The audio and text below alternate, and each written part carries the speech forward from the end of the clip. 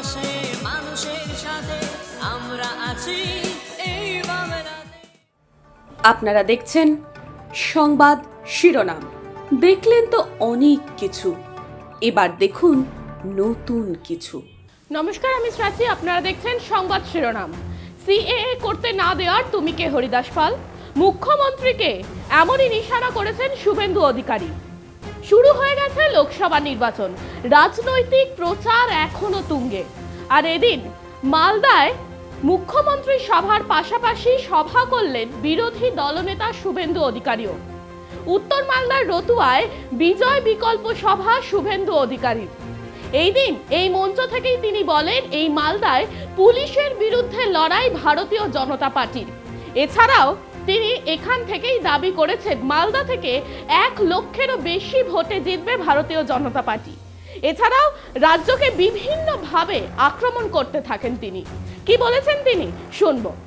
এই নির্বাচনে আমি মনে করি মালদা জেলাতে লড়াই কার সঙ্গে হচ্ছে? ভারতীয় জনতা পার্টির সঙ্গে পুলিশের লড়াই হচ্ছে, বিশেষ করে উত্তর মালদাতে। আমি আপনাদের দায়িত্ব নিয়ে বলছি যে ভারতীয় জনতা পার্টি এই নির্বাচনে উত্তর মালদা থেকে 1 লক্ষেরও বেশি ভোটে জিতবে। কোন পুলিশের ক্ষমতা নাই। প্রদীপ যাদব কান খুলে শুনে রাখুন। ঠিকা নিয়েছেন না? প্রাক্তন আইপিএস পরিযায়ী প্রসূন বাবুকে জেতাবেন। এই প্রসূন বাবু একটা গুণের নিধি।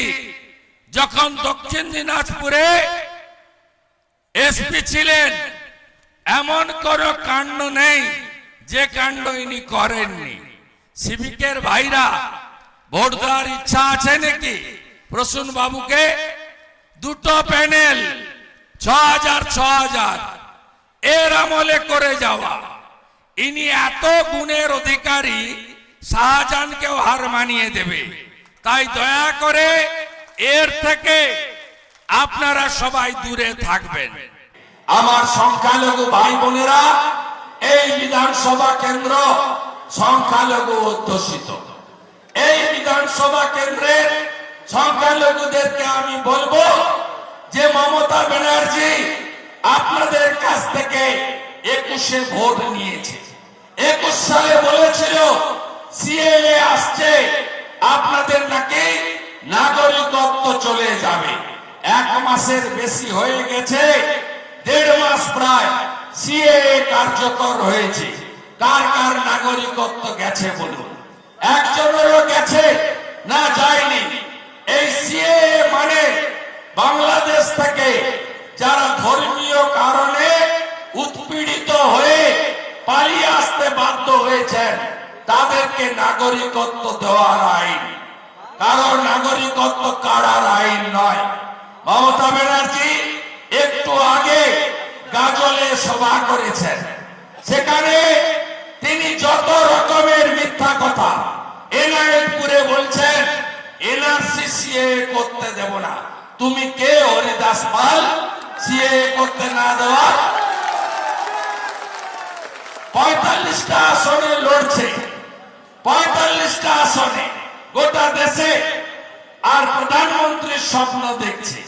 মোট আসন 543। প্রধানমন্ত্রী হতে গেলে 272টা আসন লাগে। আর উনি 45টা আসনে লড়ে দেশ চালাবেন, সংবিধান নিয়ন্ত্রণ করবেন। সেগুড়ে বালি। গত কয়েকদিন আগে নরেন্দ্র মোদীজি জলপাইগুড়ির ধূপগুড়িতে বলেছে যে আমার এই কার্যকালে আমি তৃণমূলের অর্ধেক চোরকে জেলে পাঠিয়েছি, বাকি অর্ধেককে তৃতীয়বার প্রধানমন্ত্রী হওয়ার পরে জেলে পাঠাবো। মানুষের পাশে মানুষের সাথে আমরা আছি এই বাংলাতে। আপনারা দেখছেন সংবাদ শিরোনাম। দেখলেন তো অনেক কিছু, এবার দেখুন নতুন কিছু।